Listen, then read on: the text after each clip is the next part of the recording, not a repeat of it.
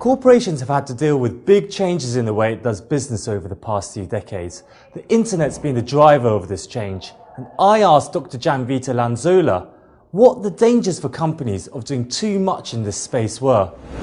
Yes, basically I have studied around 30 companies in the TMT and financial service sectors, so TMT, technology, media, telecoms and financial sectors.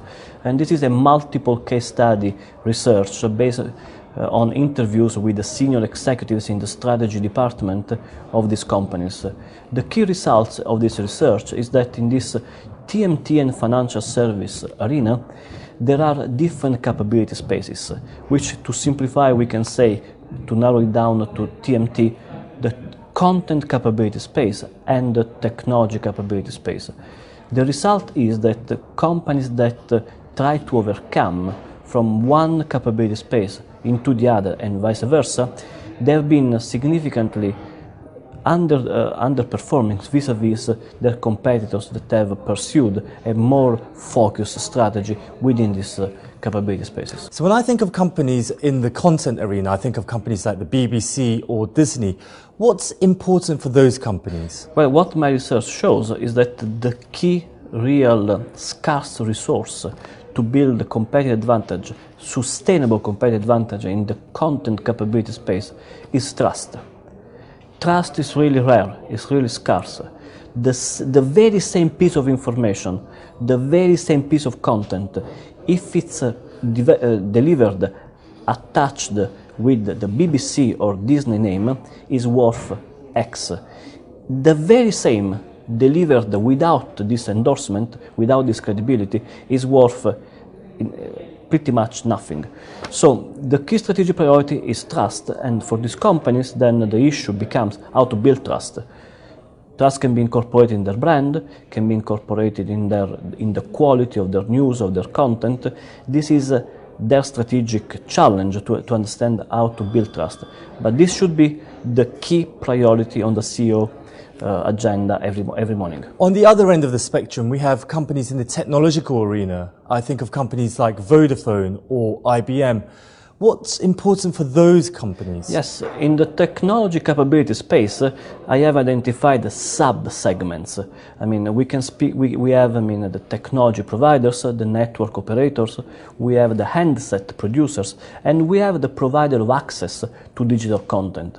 So there are within these sub-segments of the technology space, each company should build their competitive advantage on their own strengths.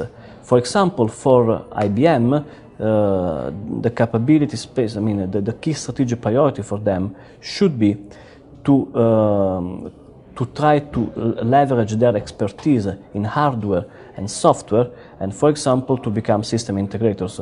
For Vodafone, what my research, or for the likes of Vodafone, so in the network providers and network management, the key capabilities on which they should build their competitive advantage is customer service, is the management of the network.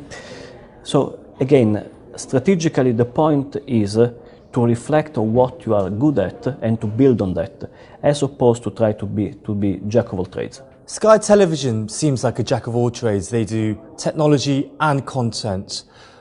Are they succeeding, and how do they do it? Well, first of all, this company is trying to do both, but News Corporation, I believe, if I can read through Murdoch strategy, what News Corporation is trying to do is to build a clear, strong dominance in the content space. So Murdoch is trying to collect several trustworthy brands from the Wall Street Journal to the Times, because as exactly I was saying, what is scarce in the content space is trust. In this case, is quality news to be delivered.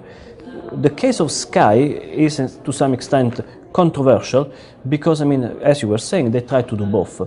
But the way in which they have dealt with this issue organizationally so far is basically to keep the two divisions pretty much separate.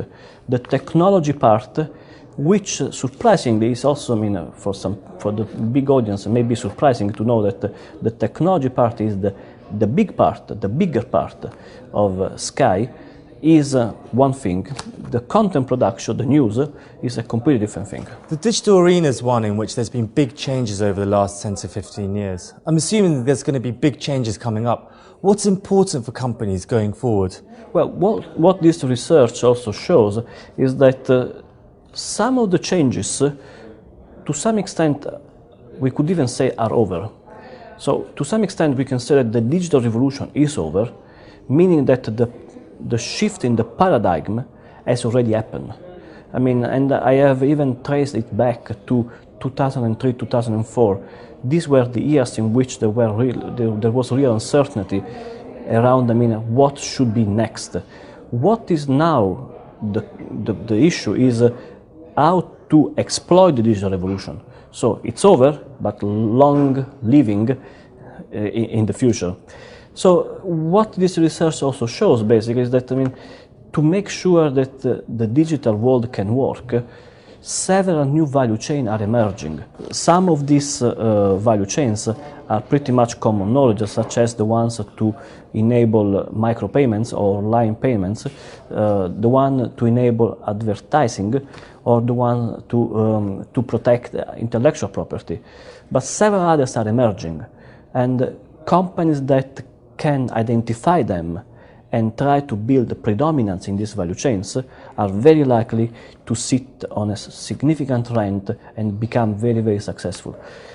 The point again here is don't try to do it by yourself. Don't try to do everything by yourself better. What I mean is that this company the company that identify this new value chain, this emerging value chain, should put themselves as the orchestrator of this at the core of a network, of an ecology of companies that can bring their own capabilities to build the solution that enable the value chain, hence be successful in the future.